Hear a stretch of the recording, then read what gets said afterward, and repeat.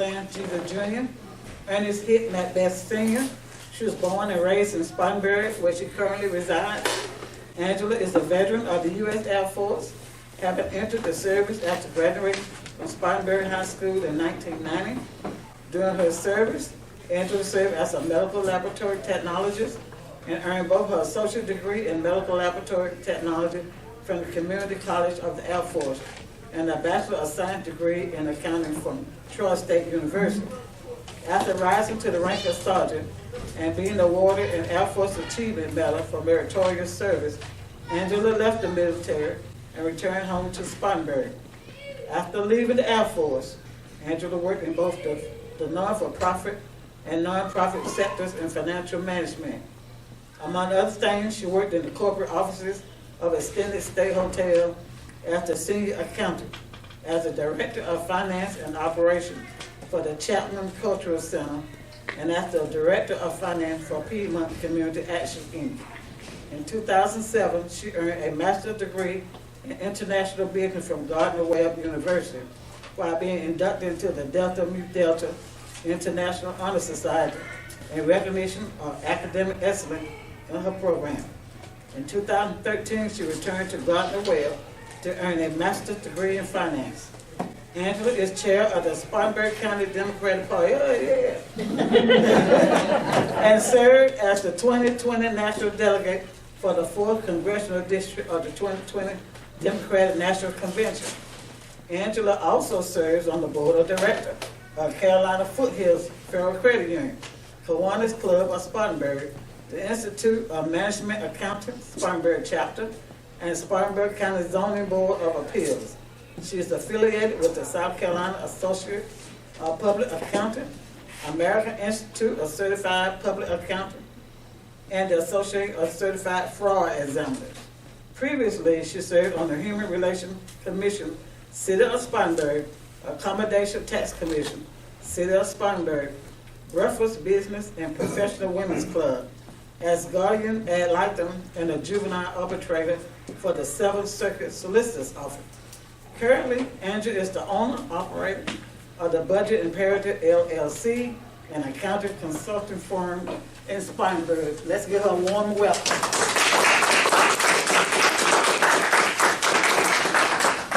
Thank y'all for having me. You know, every time somebody reads that bio, I have to pause and go, who are they talking about?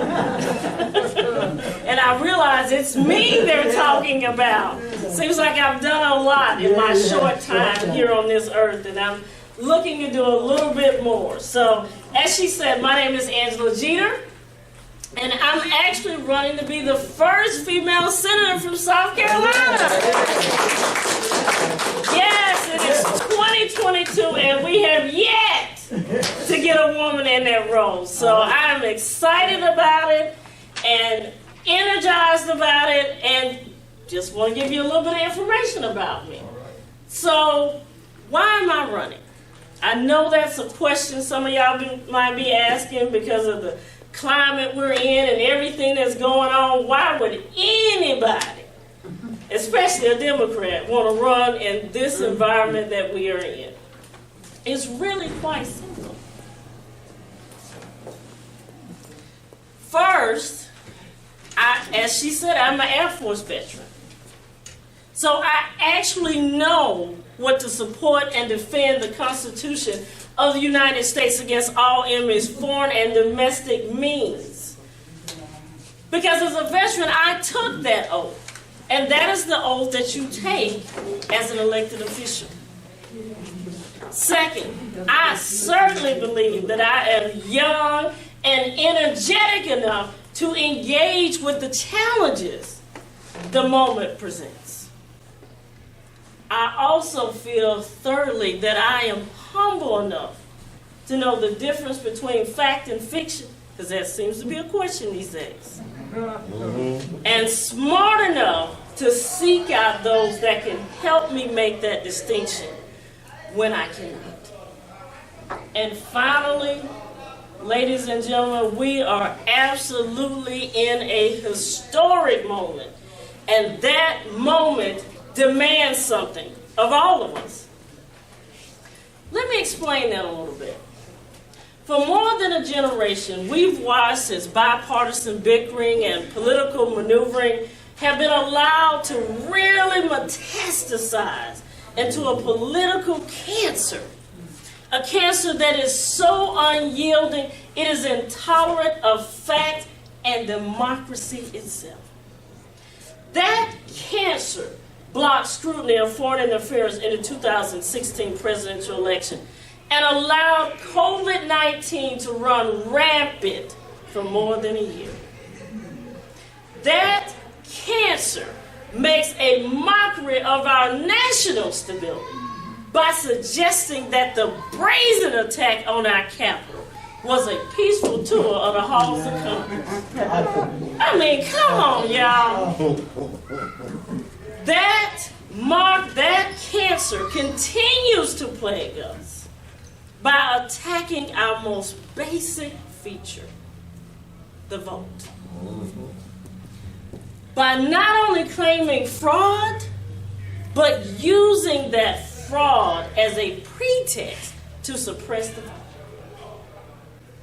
Ladies and gentlemen, this is the moment we are in.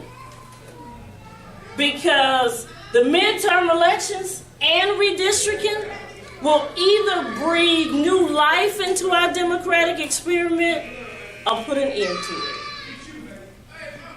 Reflecting upon what I just said, I feel that South Carolina Senate race, like any number of races across the country, will center on two things: a willingness to lead and a desire to govern. Regarding the former, I believe the time has come for a frontline leader to represent South Carolina. What I mean by that is whoever South Carolina senator is, she should be someone that is unyielding in putting forth a vision, ready to accept limits on the exercise of authority, forthright about the choices that are being made in the name of others, accountable for those choices. I am such a person, and it informs my approach to governing, which rests on three things: fiscal reasonableness, support for federalism, and the idea that our elected officials have a moral imperative to govern. By fiscal reasonableness, it means that I readily acknowledge that budgets are finite resources. So, unfortunately, hard choices will have to be made about what we can actually spend money on. Support for federalism means that I hold fast to the idea that while states have rights under the Constitution, it is the federal government that actually serves as the grantor of the public goods our democracy produces.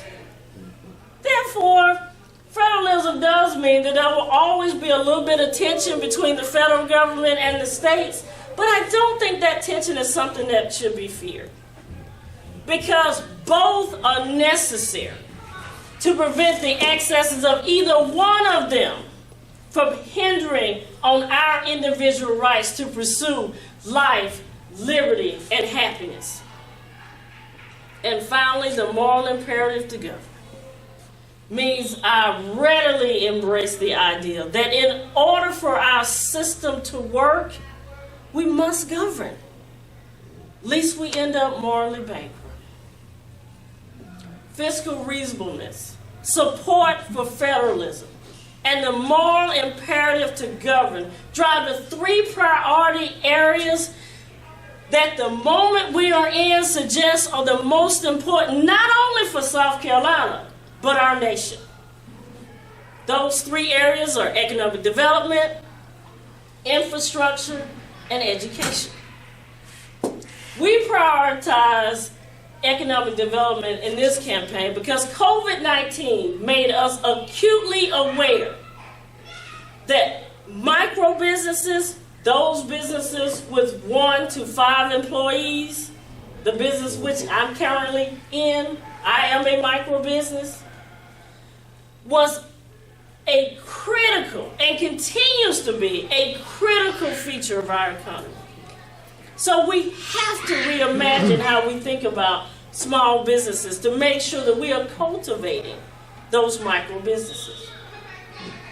Infrastructure is a priority because we must rethink how we are making investments in our traditional infrastructure.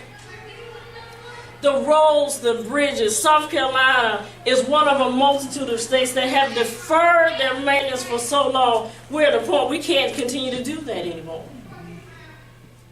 But we also must make sure that we also look at those investments that we will make in the infrastructure of tomorrow.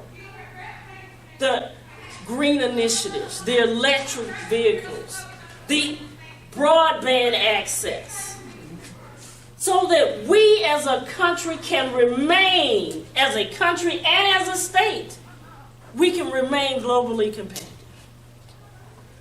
Education is a priority because absent coherent federal policies on K through 12 and post-secondary education, investments in and policies about economic development and infrastructure could easily become unreasonable. Ladies and gentlemen, this is the moment we are in. And it does demand something from all of us. That demand for me means running for the United States Senate.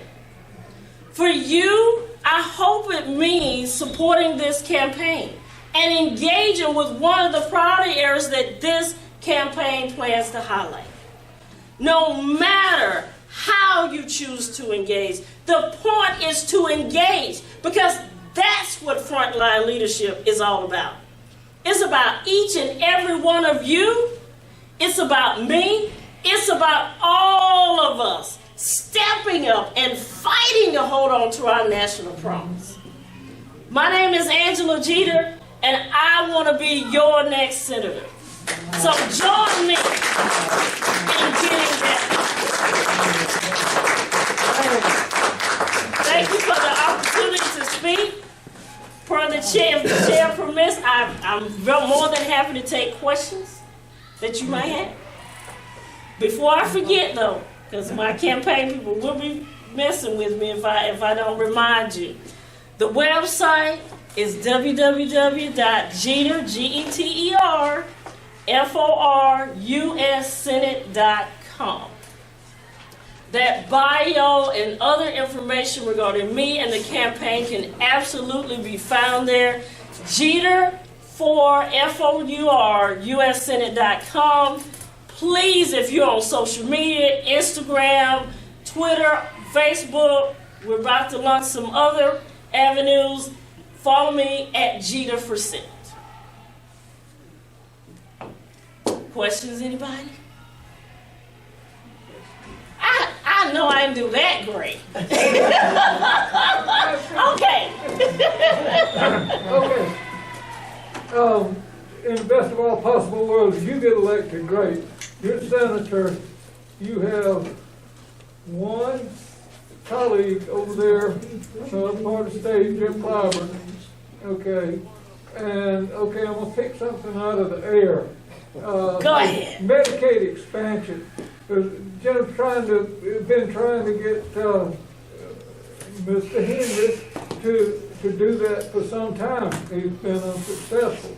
How would you go about, not just with Medicaid, if you want to choose something else, do it.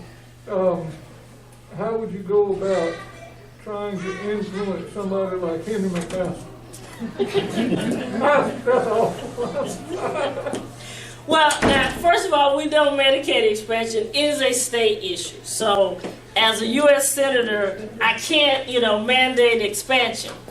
But what I can do when it comes to the expansion of Medicaid is work with and build a partnership with McMaster and each and every one of the 46 counties to find out what can we do.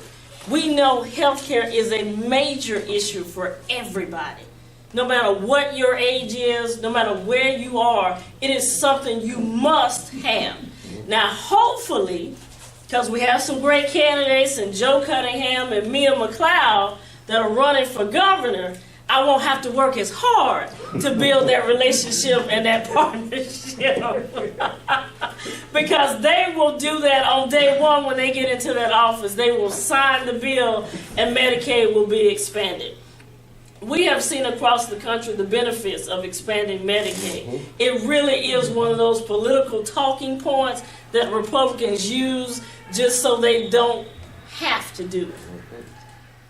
And South Carolina is one of those. So we would have to work really, really hard to make sure that all of South Carolina has the broadband access they need, to make sure that if you're in areas where a hospital does not exist, you have access to telemedicine, to make sure that the opportunities and investments that are need to be made in those areas can be made to get a hospital. Maybe it's possible to get a hospital that require building partnerships with the local elected officials to make sure that they have the resources they need to implement those plans and those policies that will best benefit the citizens in their individual communities. How about on the voting rights bill? You know, that has been a pain for me. You know, that is something I'm all in favor of. I can't even believe that hasn't passed. I can't even believe we actually have to have a discussion about this.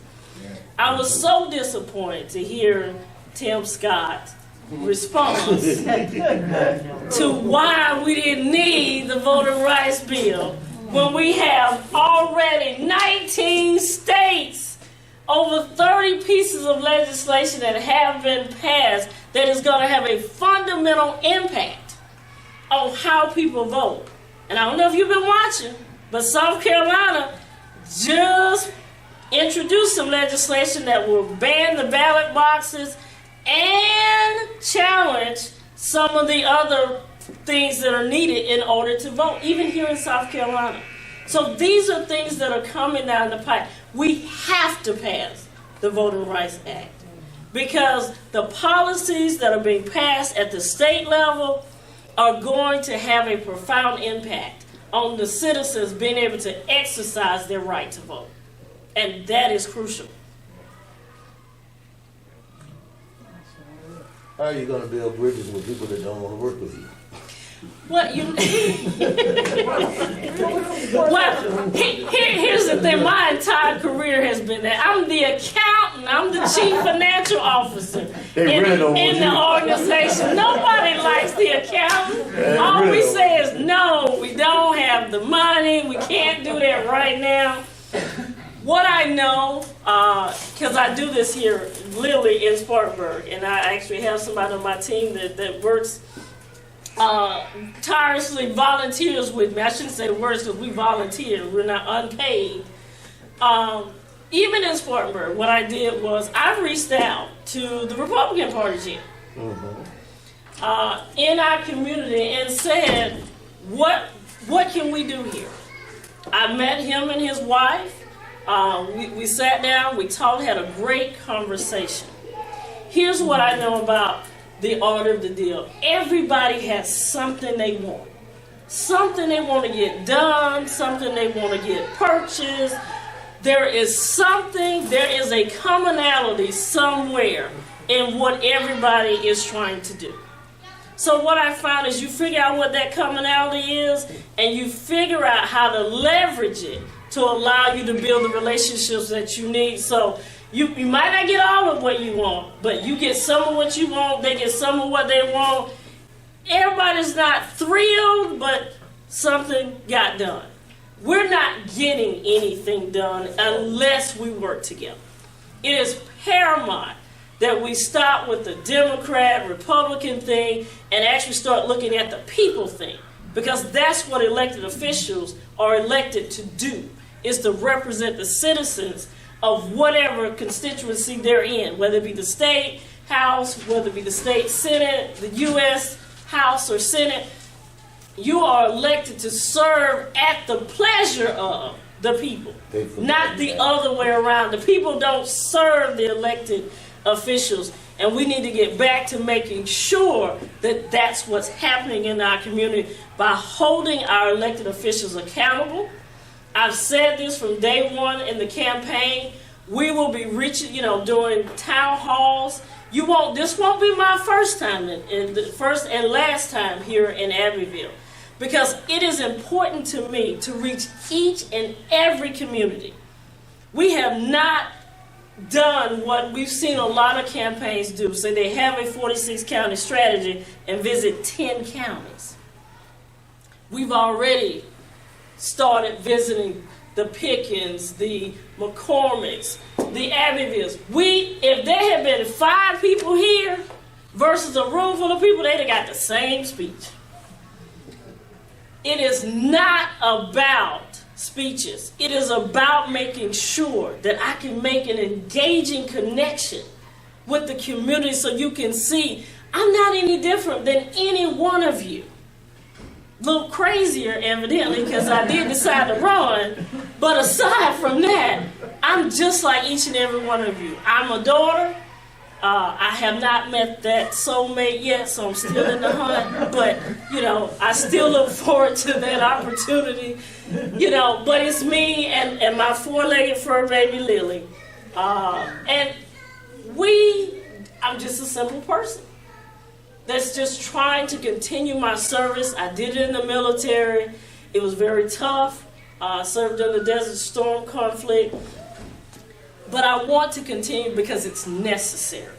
We need representation in South Carolina, and I just don't feel like we have it with our current administration. What sets you apart, A, and B, what are your non-negotiables? Well, what sets me apart is I'm coming into this thing with a very realistic approach. I never said, there's nobody on my team that will tell you that we sugarcoated anything from day one. We knew that this was going to be a tough fight. I've never shied away from a fight, will not start today. When we said our purpose in this campaign, we're not focusing on voter registration. We are leaving that to the state party and the individual county parties. In my county party role, I will take that on. We are trying to actually have a message that we can engage individuals with. It's where our focus is on engagement. It's always been engagement from the very, very beginning. The numbers exist. I have a data person on my team. He gets on my nerve. We talked to him on the way down here. He sat down when I decided to run this race, and it was really hard thinking about it and talked with my family and my friends. We sat down and looked at the numbers, the population, the demographics, the voting histories, all of that. And what we realized is the numbers are there. We had thousands of people that chose not to participate in the 2020 election. There was a reason for that. There was evidently something did not speak to them. And we have got to find out what that is and make that connection. So that's why I have the governing stance, which nobody else in any race across South Carolina, or pretty much most of the states in the United States, do not have a governing stance. Because I want you to know what I'm going to be basing my decision making on. These are not things that we came up with that sounded nice. Fiscal reasonableness is something I live. I'm a trained, experienced accountant. Support for federalism, I am a U.S. Air Force veteran. I continue my service, as she told you, that we didn't even list half of the stuff that I'm still involved in the community capacity.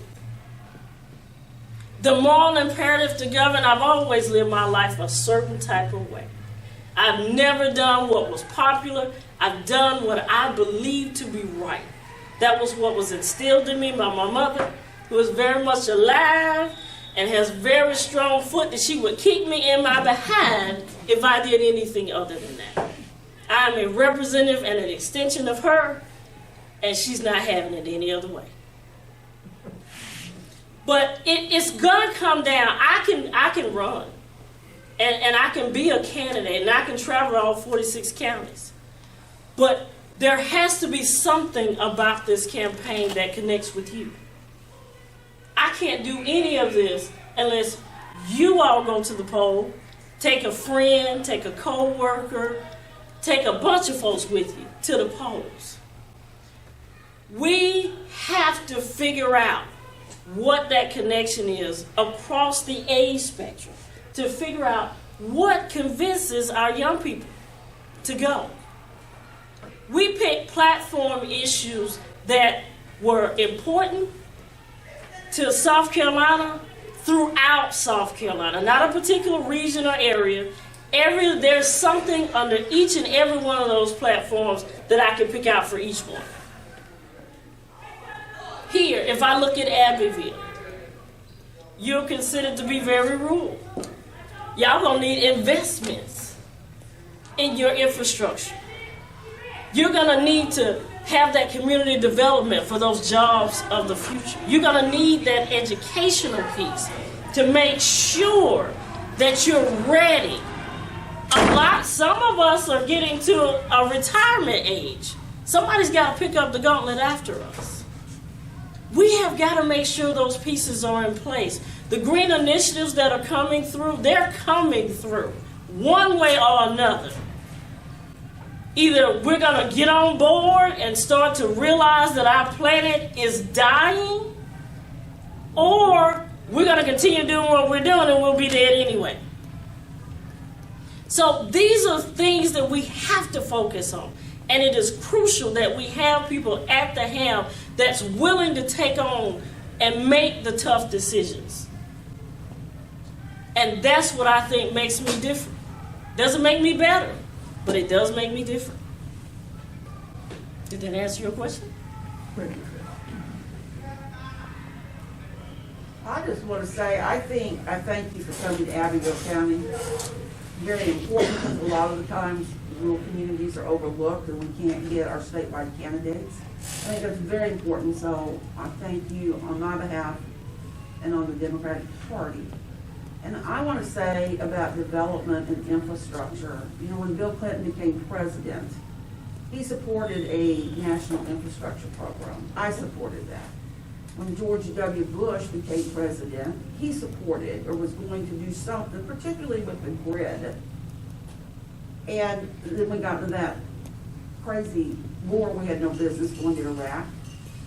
Then President Obama tried to do something, and I supported it.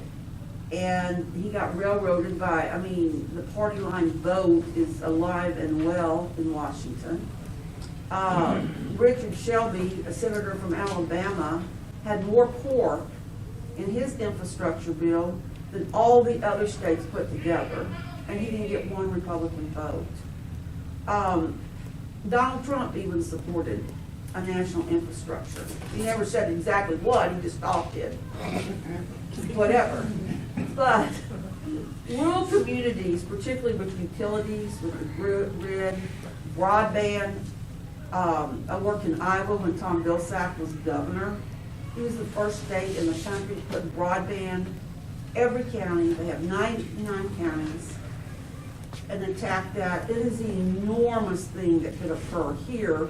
When we did our virtual school last year with COVID, in the northeastern part of our county, we don't have broadband. We need it. And West Carolina was the first, you know this about our telephone co-op, was the first business in the state of South Carolina to vote for broadband in the state. And I'm proud of that. And I think we all are proud of that in this room. And I think most of us are aware of that. But we want it expanded all through our county and all through South Carolina, the southeast. But this utility grid, the water systems, the security in our ports we can't even get the, I think one of the things that is so important is the last thing Fritz Hollings did was he voted for money to be to dredge the canal when we closed the Air Force base. You probably know all about this in the naval base. And they voted for it, but they have never really funded it to dredge it, and that's backed up the trade. And our ports are so full at Savannah and New Orleans, Norfolk, Virginia, and on up the coast. Tim Scott from Charleston County has done nothing. I think you could speak to that about our trade, the security coming into our state, personalize it.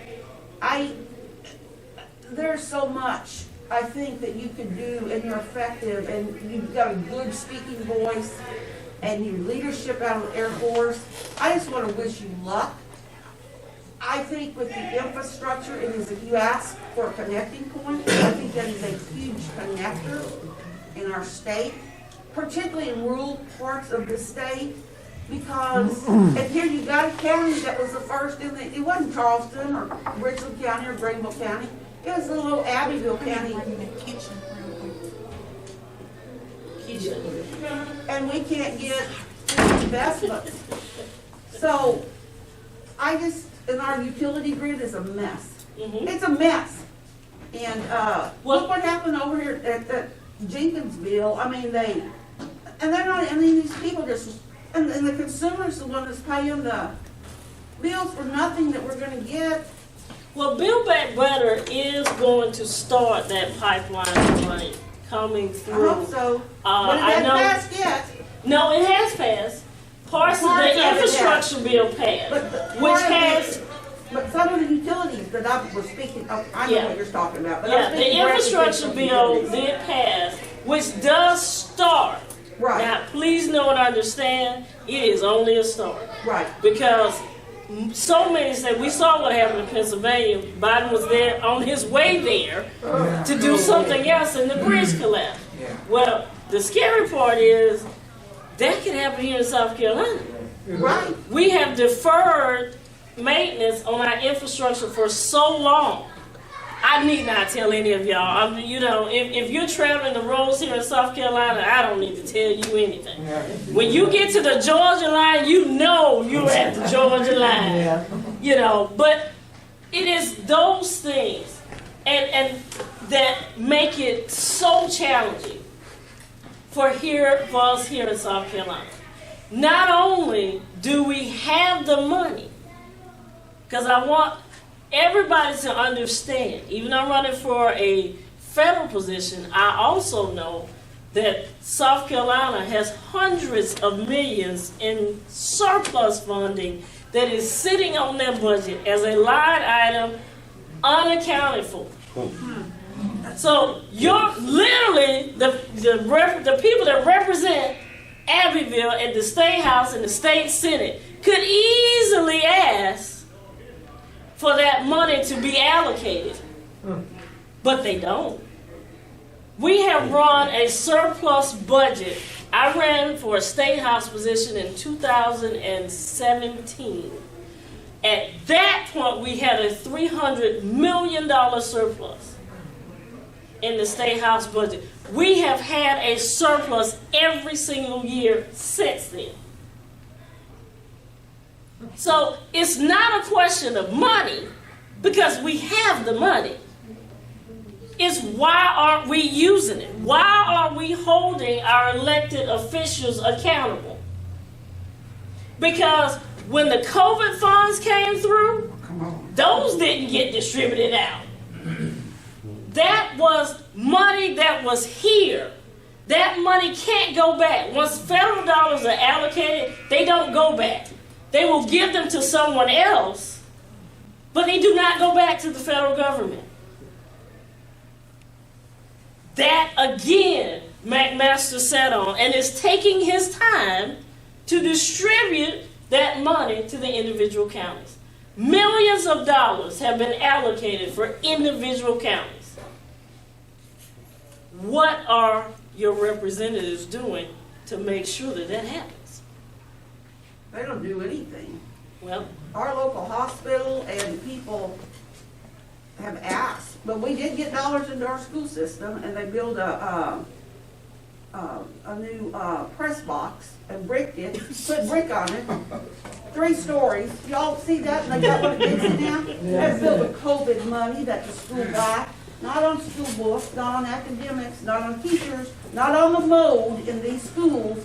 They built 2 of them, one at Dixie and one at Abbeville. Goes up in the air, it's brick, for 2 people to sit in and announce the football game. That is a fact.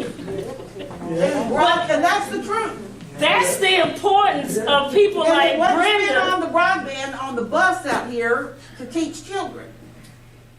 Well, now they want to give people money to send their kids to private schools. Which I am firmly going to fight against. Yeah, that, I look, you educate your child however you best see fit.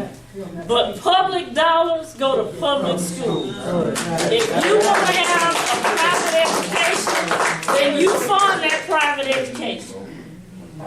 You know, and this is why the volunteer posts like Bill and Brenda and myself as county party chairs, this is why we need your support at the county level to provide us with the volunteer support, the financial resources, because we have to recruit. Maybe, I'm not throwing shade at anybody, but maybe those are not the elected officials that they once were. And maybe it's time for somebody to replace them. But running for office is not an easy thing.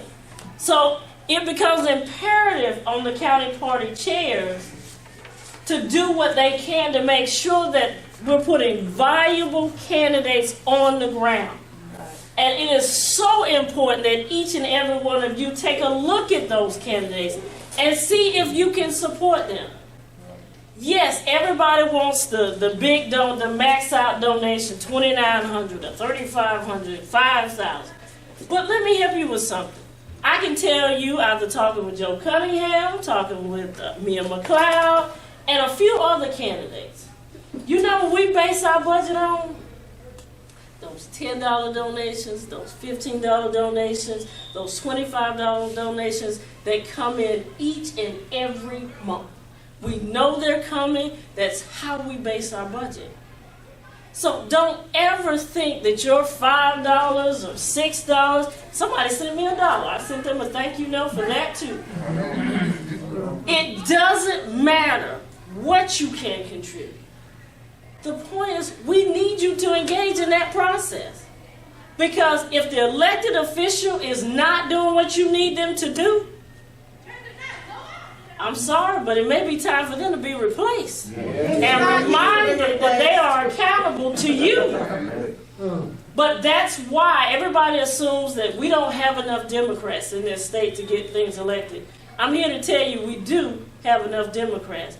And I'm willing to tell you that there are some Republicans out there that with the right candidate, they'll cross over.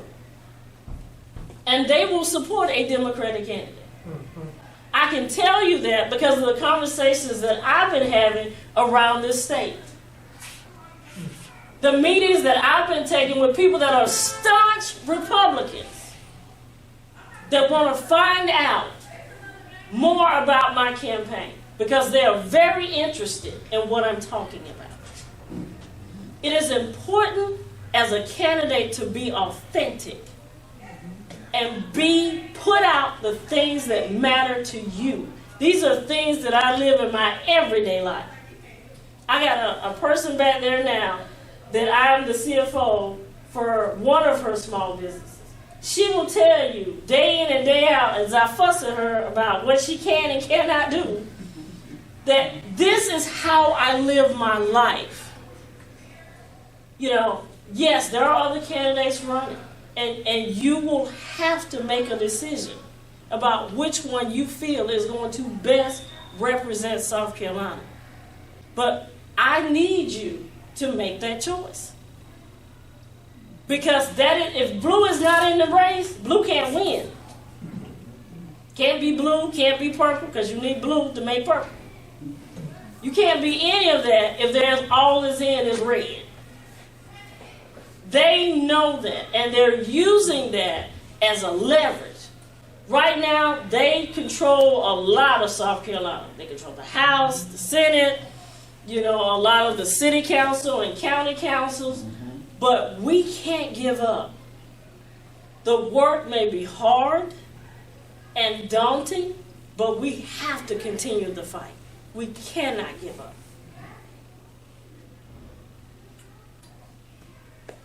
I wonder all the time why we don't talk more about the offshore drilling for oil. Mm-hmm. It's still in the hopper, it's getting kicked around all the time. Everybody in South Carolina loves the beach. It's not part of South Carolina's economic base. It's fishery. It's known from things like happened outside of New Orleans, what happens to your whole seaboard when oil leaks. Which it's going to do because oil is oil. Yeah. Well, Why are we not making more noise about who's going out and exploring that? Purely for money. Well, honestly, I think we know. Did you see Exxon's $6 trillion profit this year? Because Exxon, Mobil, BP, and all those are making sure that we don't talk about that because they're making. I mean, the CEO I think made like $100 and some odd million for the year.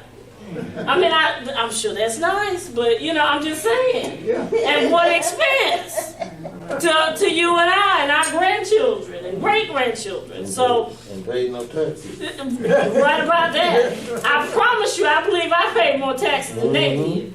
And I'm an accountant, so I know, I understand how this works. Yeah. And that's the other thing, the budget cuts that were passed during the last administration. Look, everybody, the Republicans talking point about this deficit. Okay, when they were out there spending like drunken sailors, they didn't say anything about the deficit. Right. And really and truthfully, the tax dollars are what funds the monies that the federal government has to spend. So if you cut the money coming in and you don't replace it, you're going to end up with a shortfall. That's what happened. That's what is happening. These programs that Biden is putting out and the administration are proposing are things that need to be done. They are way behind schedule.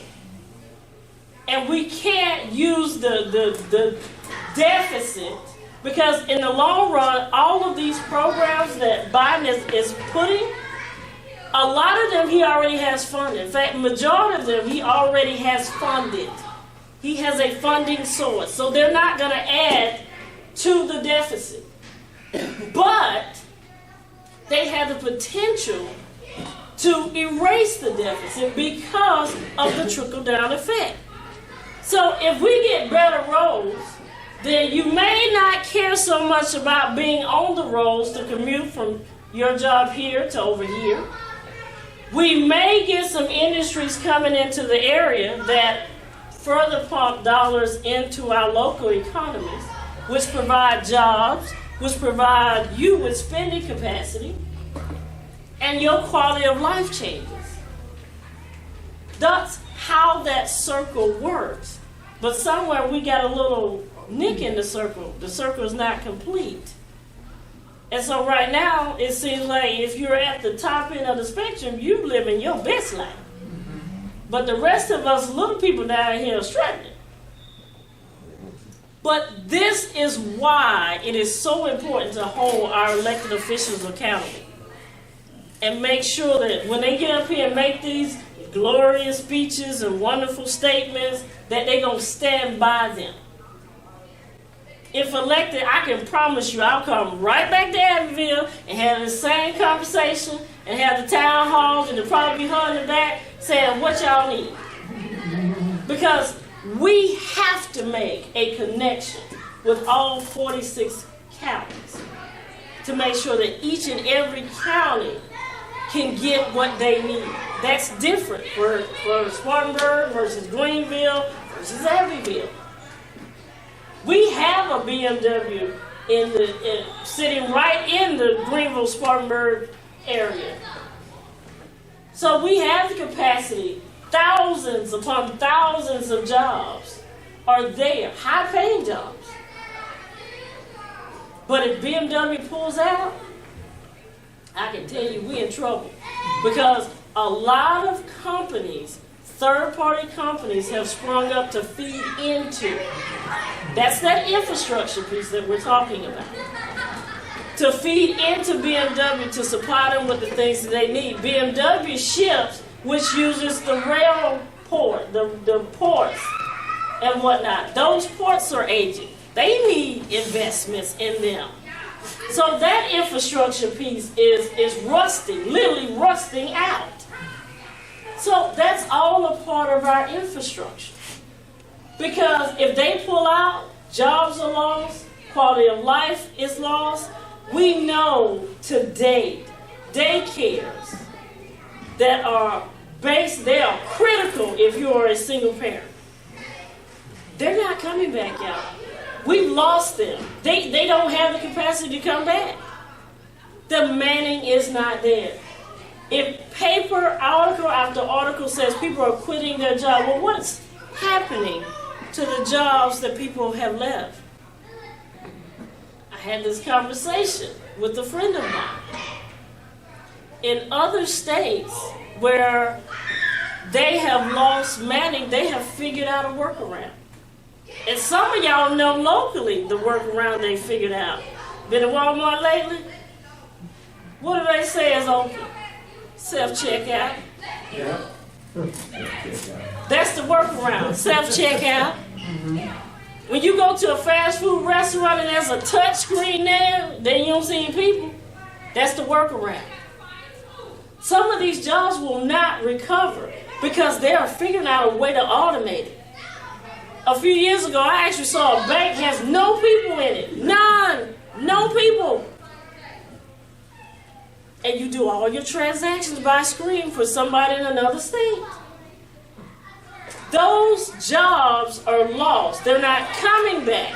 Because, yes, the initial input is expensive, but guess what? They don't need time off. They don't need health care benefits. They don't need any of that. They'll work till whenever. They don't need, they'll work an excessive number of hours. That's what we have to be careful about and make sure that we're paying attention. And using this opportunity when we're saying that the wages need to increase, using this as an opportunity to get those wages up, but also pay attention to the other things that will impact wages. Because I know I went to the grocery store the other day. Last week I was complaining because 1 dozen of eggs in Spartanburg was $2.50. 1 dozen, 12 eggs. I went in there yesterday, $1.25. Are the chickens on strike?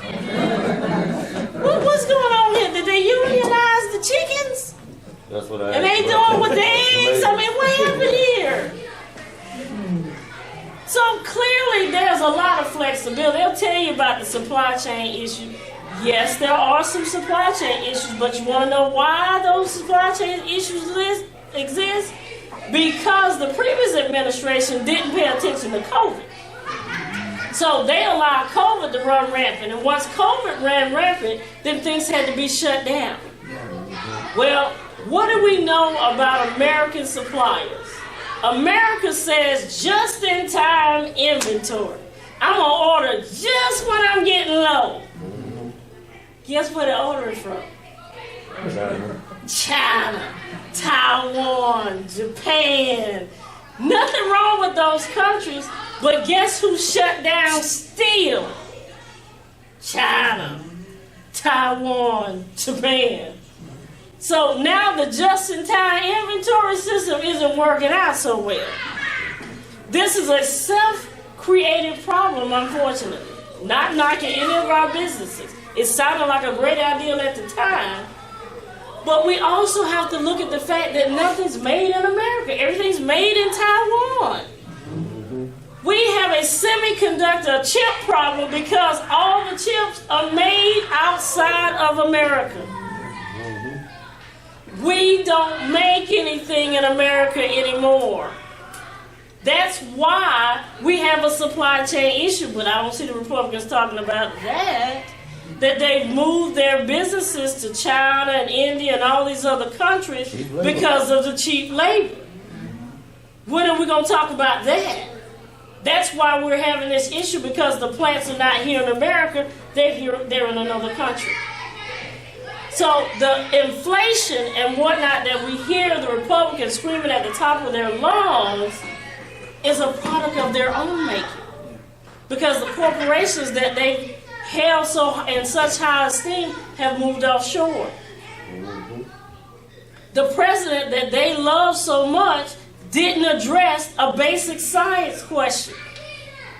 And you know why he did? Because he couldn't.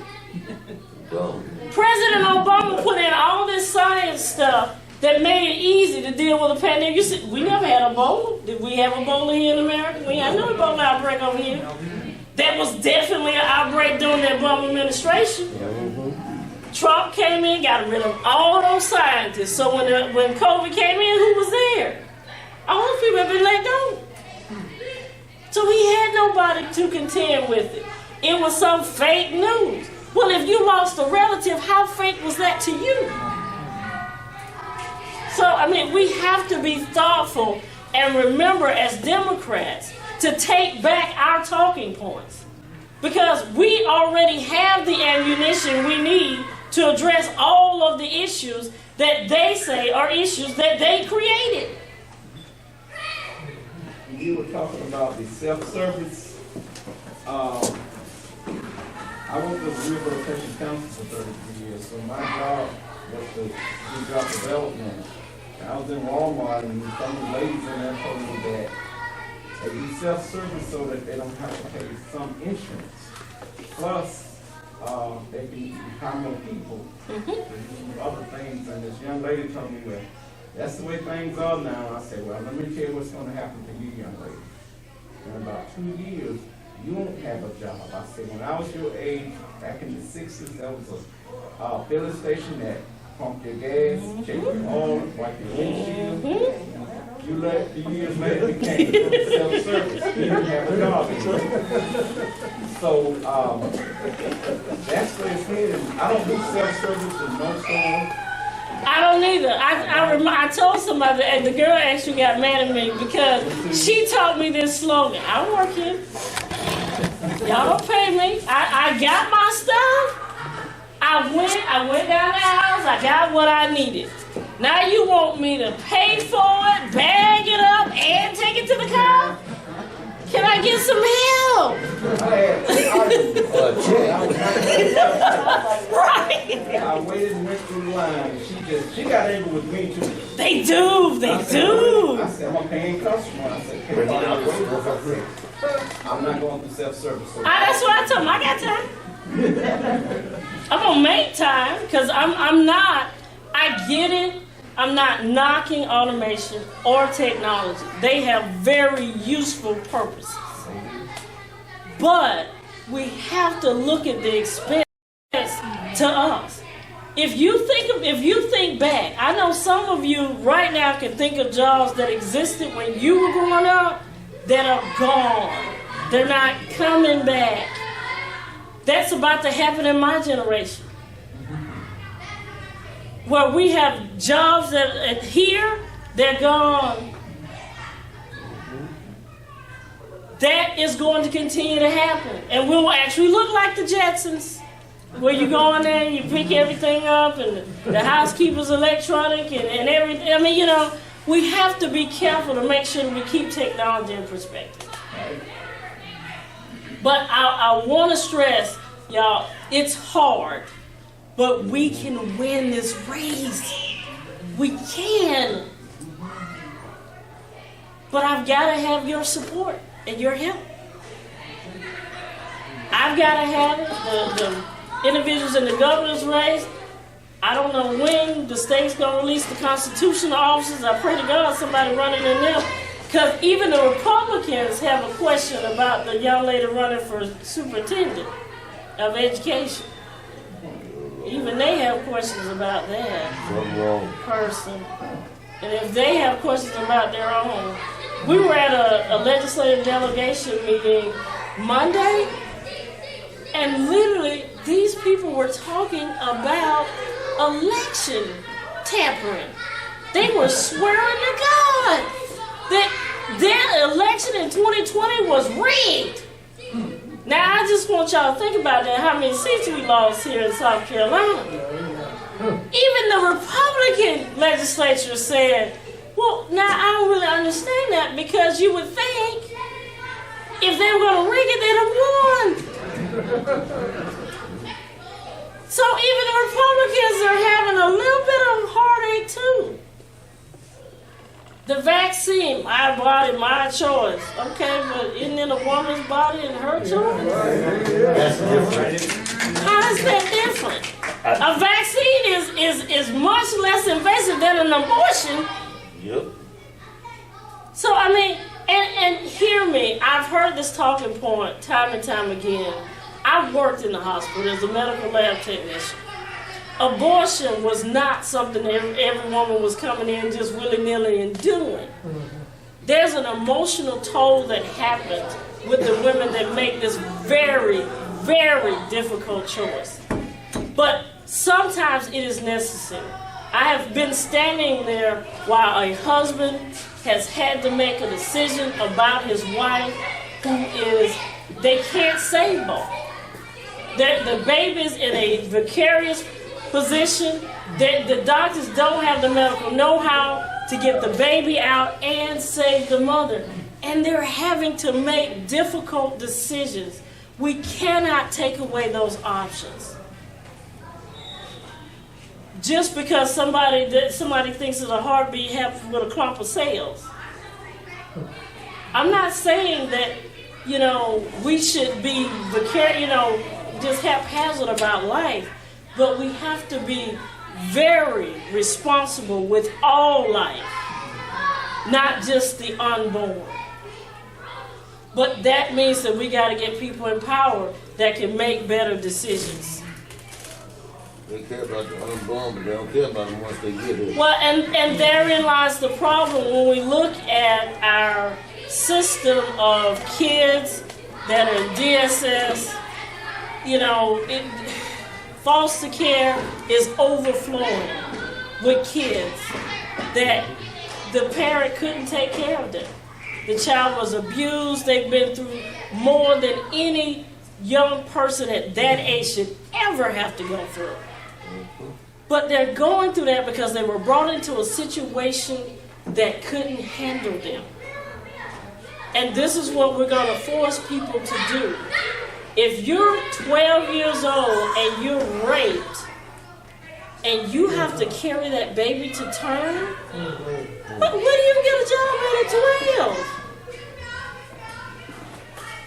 You have to literally bear that baby. Take that baby to term that is a reminder of the trauma that you faced day in and day out.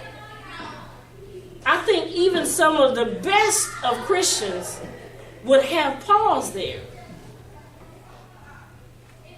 It's not the baby's fault, but the situation exists. And we have to have good, feasible ways to address them. And unfortunately, abortion is one of those choices. It is a difficult choice, but it is a choice that is necessary in some situations.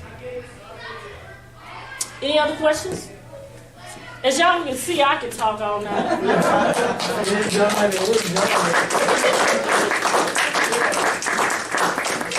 Thank y'all so much for having me. We have some materials. If everybody doesn't have any, let us know. We'll get some more. We'll leave some more. That's the last one you got? No. Okay. It has my information and the website information on there as well. Please take an opportunity to get your young people in your household involved in this process as well. I know some of them think that their vote doesn't matter, but it does. We've literally seen elections be decided by one vote. So every vote matters. What we're seeing right now, there's a lot of concern about turnout. We're already in an off-presidential election year. turnout is going to be crucial. So, work with the young people, reach back out to me. Brenda, you have my information. I'll be happy to do any videos or come back or whatever you need me to do so that we can reinforce the importance of participating in the process. Maybe we can get some of their concerns addressed as to why they don't feel like their vote matters. Have you got that, book of, I think it's called Mobilize, such that volunteers in South Carolina or other places can use their computers to make, not automated. We're in the process of getting that set up, mobilized. Yes, we are. I did that for John Ossoff and Reverend Warnock. Mm-hmm. The wonderful thing is, you have so much, so you can do it for an hour at a time, and then come back and do another hour the next day. When I look back and I say, shoot, I've done 10 hours of phoning. So that was wonderful. Yeah, it was. I have the pleasure of having someone on my team that was boots on the ground and have developed the strategy down in Georgia. We know what happened there. We have Warnock and Ossoff. So, we really had to be thoughtful about this campaign. We're not going to do what everybody else is doing or have done. So we're going to be trying to think outside the box. We got some exciting things coming up next month. And of course, we're filing next month. So we are very excited. I'm tired. I'm excited. But I'm going to move forward. And I thank you again so much.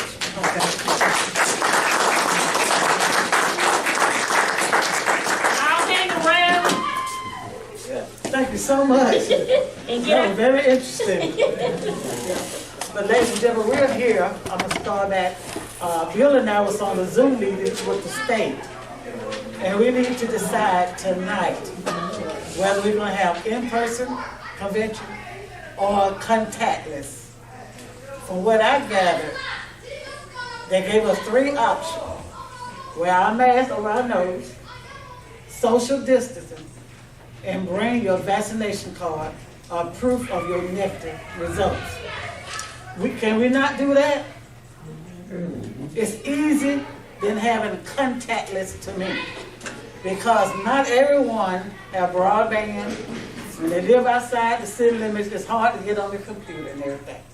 We can do this and have an in-person convention. Right. So we need to vote. And I need to get this information back to them. Was it February the 17th, Bill? February the 17th? February the 17th. Okay. So, contactless or in person? How many in favor of in person? Raise your hand. Okay. Count for you. Okay. In person has it. In person has it. So now, since we're going to have it in person, we're going to need some volunteers to help set up. Now Simon Allen, stand up, Simon. He's gonna be the man to take the temperature. Now this is not a requirement. This is what I am required. This is an extra precaution to have that. Okay. So I think that's pretty good. And one thing, Gary Voltura was supposed to be one of our speakers, but now he has switched parties. Gary Voltura, he's running for governor. So, I had to tell him that he can't speak, but I did. He switched to the Labor Party. Yeah, he went to the Labor. Yeah, he switched. So, Trav and I was discussing it, we was online together, and I had to tell him in a nice way that he cannot be our speaker. Trav said, "Phew, I'm glad I didn't have to go through that, but you did a great job in telling him." You know, he didn't get mad at anything, but I felt that we can't have him to speak to us Democrats. But we do have Catherine Bruce Fleming coming. She's also running for U.S. Senate. So she will be here, and I'm working on a few more candidates to come to speak to us. So now we're going to need someone to check people in, to look at their vaccination card. I volunteer. You volunteer. Well, you could be doing your precinct org. Right. You got me to do it, Brenda? Yeah, you can do it. All right, Sam will do the temperature, you can check the card and then sign them in, okay? Who is doing this card check? Yes, we have to chart card check. Who is doing that? That's what Remley. I was doing that too. Right. Right, Simon gonna just do the temperature at Simon Allen. He's doing that? No, he's doing the temperature, Who is that? Simon Allen. Okay. Right. And Brenda, if they don't have their, vaccine card, if they're not, they have to have COVID test for 48 hours. Right, They have to show right, that. that's right, and show them negative. And we're gonna need someone, when somebody comes in to direct them, what I'm gonna do is have the tables with the precinct name on there. And we need somebody to guide them to the right table, because we have people coming in hunting for their precinct. We got 15 precincts. Majority of them are heavily Republican, and we just have to do the best we can. Poor Bill has how many, 50 what? 50 exactly. And, right, and I like the comment you made while we was on the Zoom meeting with the state. You can't pay people to be precinct president. I mean, really? See, I got 98. No. Yeah, we just have to do the best we can. So I told Jay Parmalee, I said, well, I'm shooting for 7 out of 15. So we get 7, that's pretty good. And I'd like to give Mitchell Thorpe a hand. He got his completed. I mean, he got his completed. Anna, you got yours just about complete, right? Kind of follow, yeah. And Sheila's working on hers. Okay, and that's good. And we have until May the 31st to have them all in place. May the 31st. And I want to plan a countywide canvass one Saturday on the same day. The election is supposed to be June 14th, but we don't know because there's a lawsuit. We don't know what's going to happen. So we just have to wait and see. But I plan to have a countywide voter registration drive in May. I plan to have, with the Black Caucus Training Committee, a training for our precinct president. February the 23rd is the date. And y'all can come on my she shed and we can do that. Yeah, my You she gonna be shed. live? Yeah. We gonna be live. Right, In for the person? training, In person? with the Black Caucus. Okay. Right, yeah. We're gonna do that. Precinct training February 23rd. And the state will mail me the package for the precinct president, and I'll make sure y'all get that as soon as possible. Will that be here? The training, Yeah. the convention, No, the precinct training, what is it? will be at my shed, my shoe shed. Okay. Yeah, yeah. Okay. So, all right. So I want to take a moment to remember Linda Briggs. She's one of our staunchest supporter, Democratic supporter. She was the secretary. She recently passed away. And she was also a member of a coffee group. And, you know, we're going to miss her because she was one of the persons, besides Mary Lou and Terry, that twisted my arm into taking this headache of a job of being chairperson of Democratic Party. But I've been learning. I'd rather be outside canvassing and everything, but I've been enjoying it and I think I'm doing pretty good. But Linda, you know, she will be missed. You know, she would come over to my house and bring me a box full of papers. And I looked at some of it, but not all of it. I mean, it's a box like that. Stuff that she has done and notes that she had during the 2020 election, you know. So when Dr. Bob come up and do his prayer, we're going to just take a moment to remember Linda in your prayers. Okay. Now, Mary Lou has an announcement she wanted to make, public service. It's down to 3, but I was a chemistry teacher, so I talk in real short things, so it didn't take us too long. if you didn't put a donation in when you came in, that we would certainly appreciate something. We got to rent places, and we hope to be able to help candidates and do different things that you can sort of really affect what happens. And you need money. Did you all get this from Dr. Bob? I'm going to read the thing. This is the first, about the first presidential election that women could vote. And it's from Abbeville. Voting began early. When the polls opened at 8 o'clock, they opened later than we do now.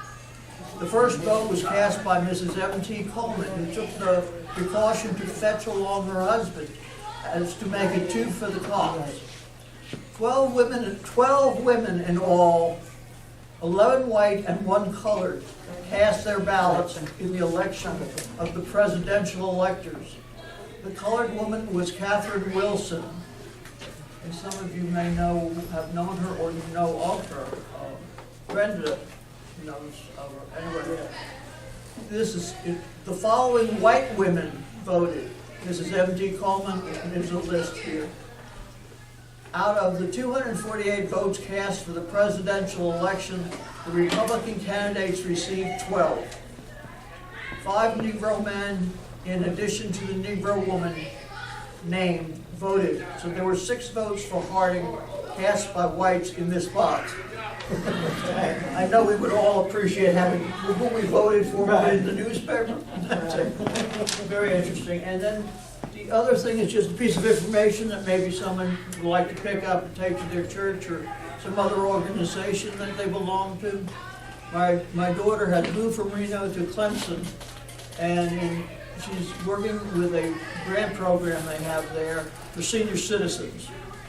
And they're sponsoring a program for keeping you from falling, balance program and such as that.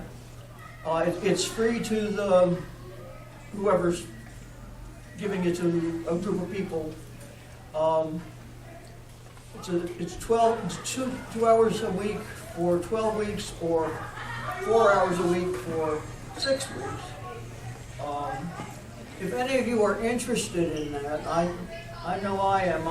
I'm with my cane, and I sure hope I'm not going to fall, because I know that's going to be a big problem. Let me know your contact information so I can give it to my daughter, who could give it to her boss. And hopefully we can, get a lot of our seniors involved in this one place or another. Thank you. Okay, do we have the treasurer's report? We have $845.45 in the Citizens Bank, Abbeville, South Carolina. And when we took this on, we told them we wanted paper statements, which cost us $5 a month, which is $60 a year. But they didn't tell us that before we chose. And then we couldn't get out of it. They had such a rigmarole. We had to call the state, we had to do this and had to do that. And so we didn't get out of it. So they sent a little survey around. Yes, this morning. Did you see that? And I answered it. No, we're disappointed. We know we're disappointed.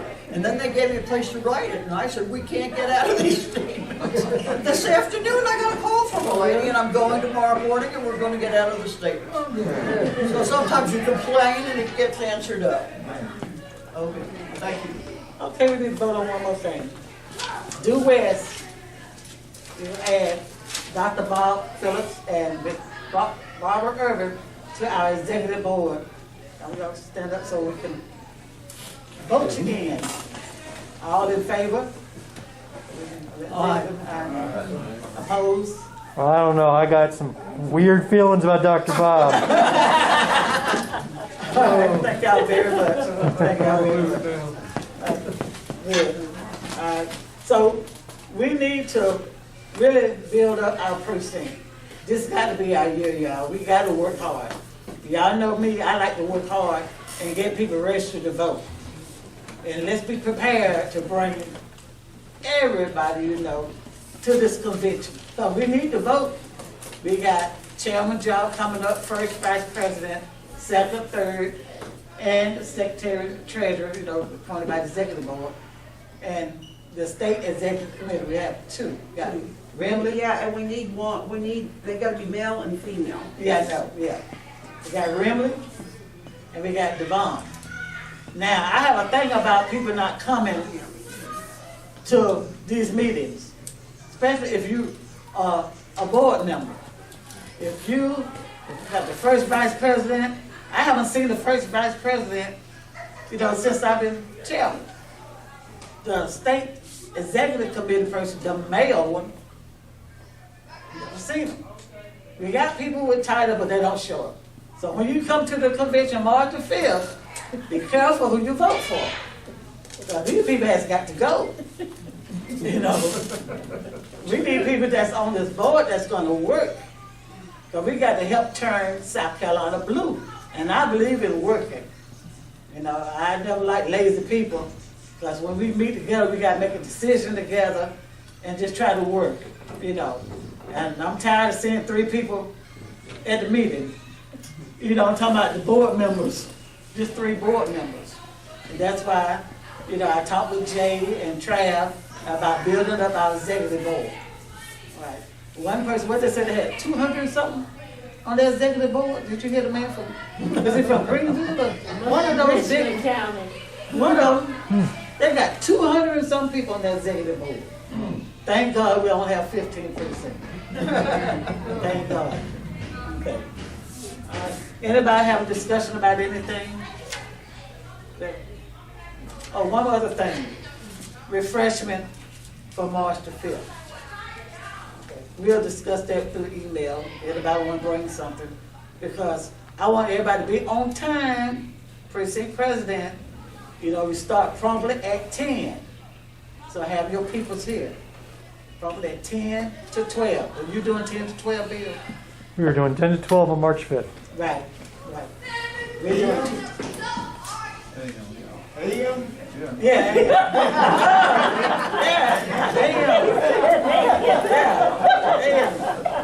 Floyd, read your email. I had to get on Floyd, read your email. Is that too early for you? Is that too early for you, Floyd? Yeah, ma'am. It really is. And the mayor of Council, Tarico Holland, will kick off our convention. I'm working on the other speakers, and anybody have any ideas, just let me know. And we're going to have a good convention, and we do have a representative from the state that's coming to help us. Yeah, we got Melanie Nowland, she's coming, and we have another representative. I talked to Trav the other day that will come and help us. And so I need to let them know that we're going to do in person, and they're going to send us the form just in case someone wants to be at home and just see the convention, live. Yeah. Anything else? Anybody have anything else they want to talk about, discuss? All right, Dr. Bob, just remember Linda Briggs in your prayer. I think we have a moment of silence, first of all, for Linda. Right.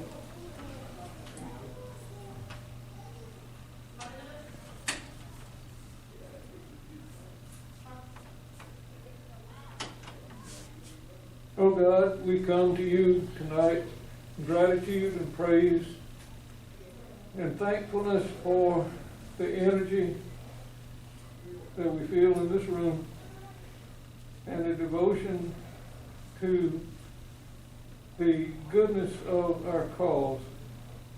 We hope that we can continue this and carry it out so that as best we can, we will follow your will to bring hope and goodness for the people in our county.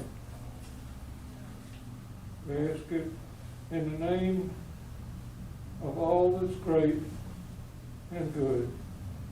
Amen. And I would like to thank again the chairman of the Greenwood Democratic Party, Bill Kimbler, and Miss Bird for coming. And Donald Bird, thank you for coming. And Angela and her friends for coming from Spartanburg. I thank you all for coming. So next month, spread the word. We want a big convention. We want to show out. Yeah, we want to show out like we used to. Yeah, okay, thank you all for coming.